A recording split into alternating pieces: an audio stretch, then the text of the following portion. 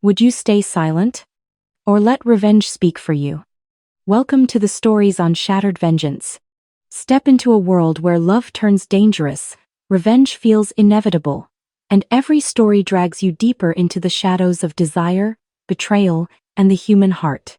Let's begin today's story. I was in Oregon reviewing a different timber tract when my phone rang. The area code was local, Washington State, where I'd grown up. The woman's voice was professional, slightly uncertain. "Miss Chin? This is Rebecca Holloway from Pacific Northwest Timber Management. We're processing a harvest contract for the Forestland at 14200 Cascade Ridge Road. Standard due diligence requires we verify ownership before mobilizing equipment. County records show you as the sole deed holder since 2016. Is that correct?" My coffee went cold in my hand. Cascade Ridge. The 240 acres of mixed Douglas fir and western red cedar my grandfather had bought in 1967. The land Dad always called ours, even though he'd never owned a single square foot of it. "That's correct," I said. "I'm the only owner." "Perfect. We'll update our files. There seems to be some confusion. A Mr. Marcus Chin signed the contract, claiming to represent the family trust. We'll need to cancel and refund his deposit." Marcus. My brother. The golden child who'd majored in business and minor in disappointing our parents in ways they somehow never noticed. "I'd like to see that contract," I said. The PDF arrived in my email 3 minutes later. Marcus's signature, bold, confident, right above the line stating he had full authority to execute timber sales on behalf of Chin Family Holdings, LLC. Below that, a harvest schedule. Selective cutting of 180 acres.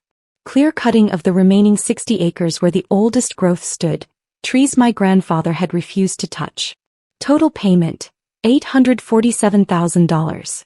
He'd scheduled the work for April. It was February. I opened my files. The ghost ledger. I'd started keeping it 4 years ago, after the Christmas when Marcus announced his promotion to regional sales director and Dad spent 40 minutes praising his achievements while I sat there having just closed on my third timber tract. When I mentioned it, Dad said, "That's nice, sweetheart," and turned back to Marcus. The entries chronicled a specific kind of theft. Thanksgiving 2019. Marcus's boat purchase gets champagne toast. My forestry degree gets, "Hope you find a nice man to settle down with." Cost, recognition I earned. Summer 2020, grandfather's funeral. Marcus gives speech about family legacy. I managed grandfather's care for 2 years while Marcus visited twice. Plus the truth.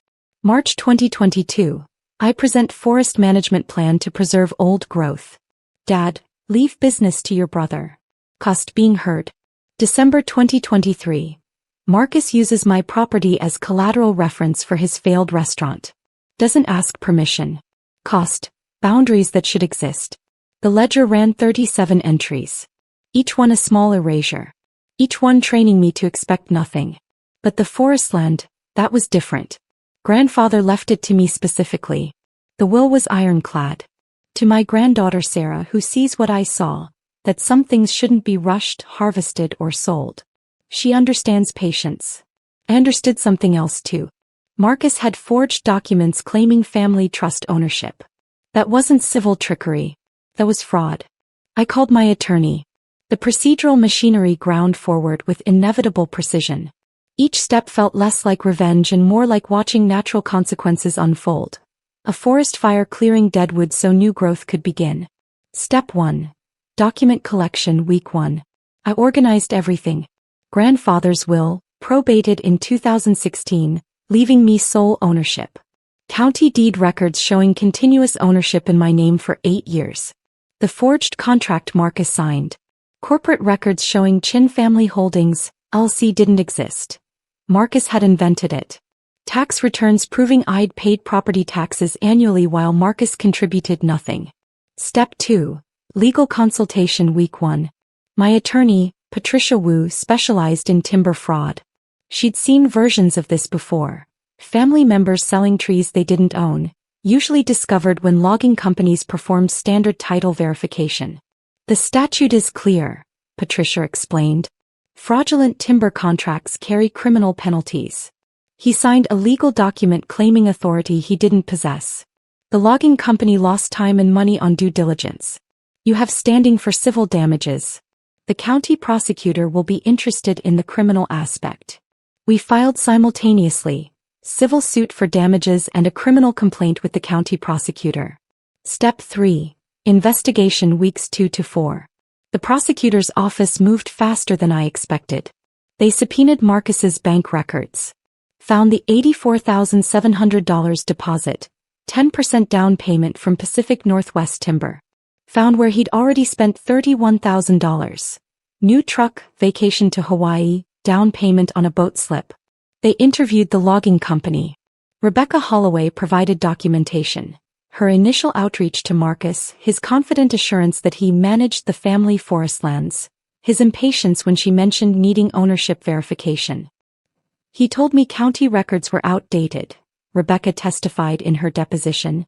Said the family was in the process of transferring everything to the LLC for estate planning.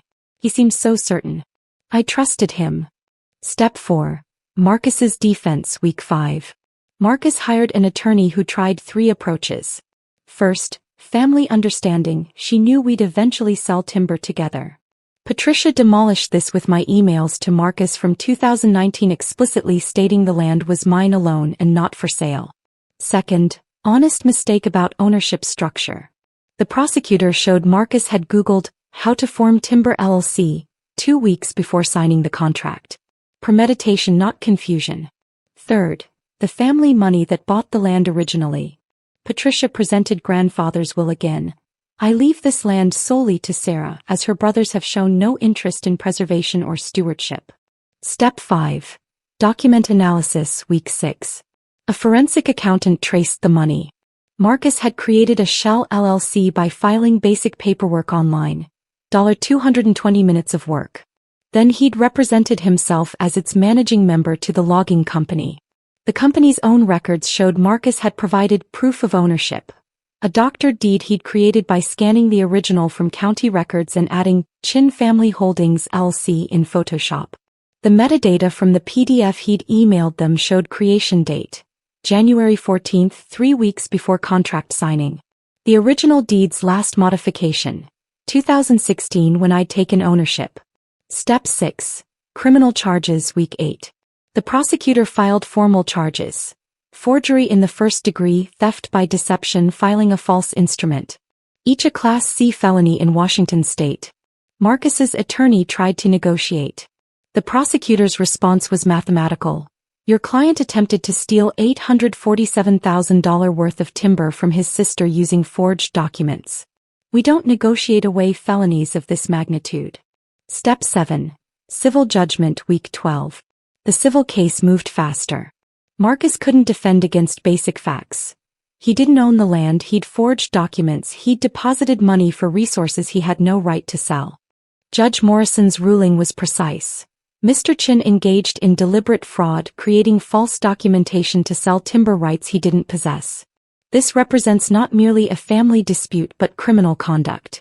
Ms. Chin is awarded full restitution plus damages. The damages: $84,700 deposit Marcus had to return, $47,000 in my legal fees, $125,000 in punitive damages for the fraud, $50,000 for emotional distress. Total, $306,700.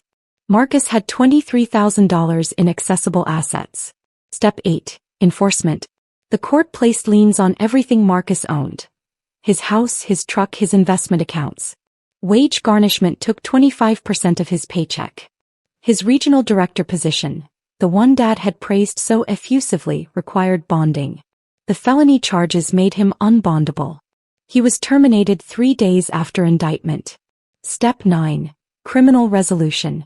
Marcus pled guilty to reduced charges. 1 count of forgery, 1 count of theft. Sentencing: 18 months in prison, 3 years probation, full restitution. The judge's statement at sentencing: you violated family trust and legal boundaries. You forged documents to steal from your sister. The fact that timber companies have robust verification procedures is the only reason this fraud was discovered before irreversible damage occurred to old-growth forest. The family's response followed predictable patterns. Dad called me 3 days after Marcus's arrest. You're destroying your brother over a misunderstanding. Family doesn't do this to family. I'd prepared for this. There's a psychological concept called the just world fallacy. The belief that good things happen to good people and bad things to bad people. It protects us from randomness. But it also means when someone we love faces consequences, we assume they're being persecuted, not held accountable. Dad, I said, Marcus forged legal documents to sell $847,000 of my trees. Trees grandfather left to me specifically. That's not a misunderstanding. That's a crime. He made a mistake. Your family. You should forgive. Forgiveness isn't compatible with felony fraud. Those aren't the same category of problem. He hung up on me. Mom tried a softer approach. Marcus is struggling. The legal fees are destroying him. Can't you drop the civil case? He's learned his lesson. He learned that lesson after he spent the deposit money on a truck and vacation? That timing seems important, Mom. She didn't call again. There's a moment in every forest fire when the wind shifts. The burn that seemed contained suddenly changes direction. That's what happened at Marcus's sentencing when Dad testified as a character witness. He spoke about Marcus's achievements, his dedication, his minor mistake in judgment. He never mentioned me. Never acknowledged the theft. Never said my name. The prosecutor cross-examined him. Mr. Chin, did your daughter Sarah own the Forestland in question? Technically yes, but did your son Marcus own any portion of that land? Not on paper but family property. Did your son forge documents to sell timber he didn't own? Silence. Mr. Chin. I suppose so, but thank you. No further questions. Dad's face was ash pale when he left the stand. In trying to save Marcus, he'd confirmed every element of the crime. 6 months later, I stood in the Cascade Ridge Forestland. Spring had arrived, the season Marcus had scheduled for clear-cutting the old growth. Instead, the Douglas firs stood unmoved, 200-year-old giants grandfather had protected. Would continue protecting. I'd hired a forestry consultant to develop a sustainable harvest plan. Selective cutting only, preserving ecosystem integrity. The revenue would fund conservation easements preventing future development. Pacific Northwest Timber reached out again. Legitimate contract this time with me verified through proper channels. Rebecca Holloway personally managed the account. We've implemented additional verification steps, she told me. Your brother's fraud attempt actually helped us identify weaknesses in our process. The restraining order against Marcus was permanent. 3 years probation meant any contact violated his terms. He'd moved 2 states away, working retail, paying garnishment. Dad sent one email. I hope you're happy with what you've done to this family. I didn't respond. There's no arguing with someone who thinks consequences equal persecution. But I thought about it. What had I done to this family? I'd refused to subsidize theft with silence. I'd let legal systems operate as designed. I'd protected something my grandfather entrusted specifically to me. In the old growth section, sunlight filtered through ancient canopy. Some trees were here before my grandfather was born. Would be here long after I died. That kind of patience, that understanding that not everything should be monetized, harvested, rushed, was what grandfather saw in me. Marcus wanted to turn centuries into cash in a single spring. But forests don't work on quarterly earnings reports. Neither did I anymore. The woods were silent except for wind through needles. My phone had reception but I didn't check it. The ghost ledger was closed. The legal files archived. The debts paid in full. From the 240 acres I fought to protect, my future begins now.